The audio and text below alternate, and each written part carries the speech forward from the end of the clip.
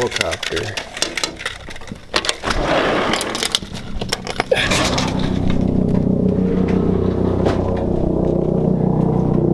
Where's that? Oh, there it is.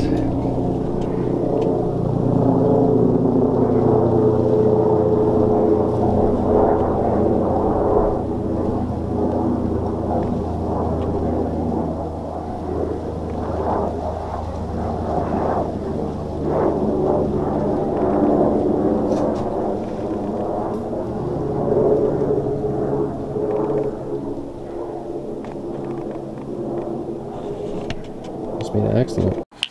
Okay, good afternoon, guys. So I thought I'd do an update vlog on the new Apple iMac and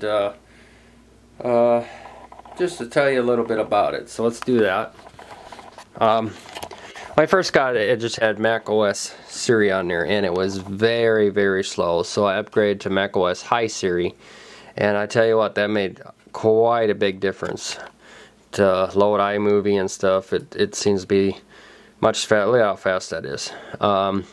So I've had other people ask me, I got the same thing, does it feel sluggish to you? Well, I tell you what, when I updated my late 2012 iMac to macOS High Siri, it crashed. So it must be too old to do it. But this 4K 21.5 inch year 2017 iCore 5 3.0 GHz quad core, 8 gigs RAM, be able to handle that with the 2 GB graphics. Oh yeah, no problem. So if you guys are having a Mac it's so sluggish like that, upgrade to that, and works wonders. It's really, really good stuff. So let's get on today's vlog, right? Well, at least the sun's shining today, but it's pretty cold out actually. If we go over here and look, it's only 21 degrees. Really, that's only how warm it is. It's only 21 degrees. That's it. I guess that's 74. It's just 21 degrees. It is so cold out. Got my Windows PC set up over here so I can watch South Park or watch TV on.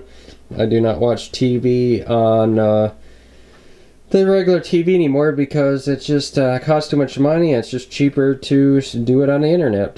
But I have a feeling over time when the internet prices will go up and everything else, you know how that is. So, you know, everything's evolving and changing, and it's kind of a scary thought how the internet's going to be. Alright guys, so I want to do a kind of an update on my Toyota Corolla.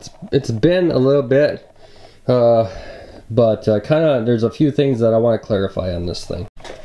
First of all, I had a lot of people say, why do you put floor mats in your Toyota Corolla car? Well, look at these other mats. They're just cloth and they're crap.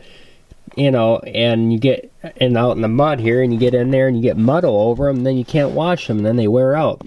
Here, this is solid rubber, and this came from my very first truck, my F-150 2004 5.4, which I don't like 5.4s, but you know, the problems they have on there. So I thought, why not throw these mats away? Why not use them in a Corolla? So you guys might ask me, well, how's the Corolla been treating you? How's the miles per gallon? How reliable is it? Is it have any issues? How many miles do you have on it? Do you have any updates? Well, I can tell you now. But first, do you think Toyota's any good? Is it reliable?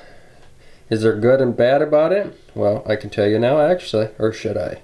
So let's get on to the point and tell you what I think of my car so far. I've almost owned it 2 years, coming up in March. Well, I can sure tell you I only got 8,141 miles on this car, and that's it. Yeah, I'm not kidding. The only problems I had was the rad fan was squealing, but there was just leaves in there. Other than that, I haven't had any issues. I've changed oil once on it so far. I do need to change oil soon again because I used around town. I haven't had any issues, any severe problems. The best miles per gallon I ever got was 55 miles per gallon, and I'm right now, when it's cold in the winter time and sitting there idling, I get it between 38 to 48, around there. Depends. The city's around 38, and then the highway's about 48. But that's with the CVT, continuous variable transmission, and that's another thing I'd go into. I think that will be an issue once it gets older, and once you get it paid off, she'll blow up. So that's another thing that concerns me, because I don't know much about these continuous variable transmissions. Are they any good? Probably not. Let me show you another thing that I really hate about this car. Let's pop the gas vent. I'm at gas cap. Look at that. Not E85. Now that's what really irritates me. Kind of wish this car had E85. I guess not. That's the one downside I hate of this car. The other downside is I really hate these seats. They're very uncomfortable. That's why I have a pillow there. Do I have any complaints on the engine? Absolutely not. Not a single thing. It always starts when it's really cold out. It always runs, always gives me the performance, the power. The CVT transmission gives me the power and everything. The miles per gallon could be better though. That's the only complaint. It could be better. Now, I'm not talking about me driving in the city. I mean on the highway. Sometimes it doesn't do too good.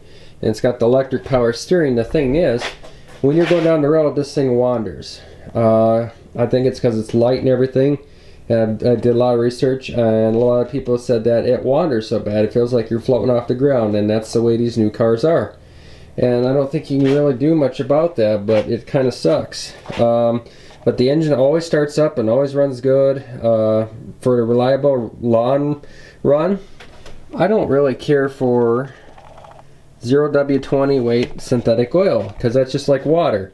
Now that questions me, how long is this engine going to last? You know, if it gets 50,000 miles, they're going to start burning oil, because they recommend me to change oil every 10,000 miles or longer, and I don't want to do that, because you do that, it builds up sludge in your engine, and don't matter how good the oil is and how clean, if you're putzing around town and not getting any good, you know, just start and stopping it, that's going to ruin the engine too. It's hard on the alternator, it's hard on the starter, it's hard on the battery, it's hard on everything. And I've had a lot of studies and I had a lot of vehicles, and I know for a past experience the vehicles that I've owned, that I have bought, that have been driven on the highway with high miles, are the ones that have ran the best. Now the ones that I found out that I have bought that people putzed around town most of its life are junk, and they just don't run for good. So do your research when you go out and get a vehicle. Make sure that it's been on the highway, it's been taken care of, and all the maintenance has been done to it, and regular oil changes, timing chain, and whatever has been done to it before you go out and get another car. Like do research on the transmission, do research on this and that to make sure it's not going to give you trouble. But since I bought this car brand new, nobody has any complaints on it yet. The only thing I've only seen the complaints is the brakes fail on these cars, and the ones I got now. But I haven't had any issues at 8,000 miles, and that's when it's been occurring. So I cannot tell you. So like I said, it may be just certain cars. I don't think it's a recall that's been issued. I haven't had any recalls on this car at all, so I think the car will be just fine. As long as people are not out doing stupid things, and there shouldn't be any issues on the recall. However, I wish that like the fronts here, it's got disc brakes. Well, I kind of wish the back did too. See, the back just has drum brakes. Now, I don't know, I think that'd be a little spendy in the long run and hard to service or whatever. It doesn't have mod flippers, and I think it should have had that on there, but you know, since I'm leasing a car, I don't know. But my lease is about up, and I plan to buy it. Hopefully the darn thing will work, and I won't owe much on it anyway, and I got kind of set up for that one anyway. But look at this thing, is low or high off the ground compared to my 2012 Ford Focus I had, and it's just, there's nothing under there. I know that you can get an accident with this thing, it's kind of going to be bad, but at least there's no plastic shields like that Focus I had. You can go under there and work on it and change oil easy. I looked underneath of there, everything is so easy to do. I don't know, the parts are probably not very easy. They're probably very expensive is what I mean. So in the long run, probably not the best deal. Toyotas are very expensive to service and parts and stuff like that. The only Toyota dealership is 50 miles away from here. That doesn't do me any good. If the thing breaks down, I'll have to have them tow it. But sometimes I like to work on my stuff myself, but sometimes it always don't work either. I was just looking at that tire, look kind of low. I wouldn't doubt it, because the other tire on the other side had 7 nails in there. I'm not kidding. In the same position and everything. I have no idea why. So this has got a 1.8 liter variable timing engine, gas, 132 horsepower, CVT transmission, 2016 Toyota Corolla Eco Plus LE.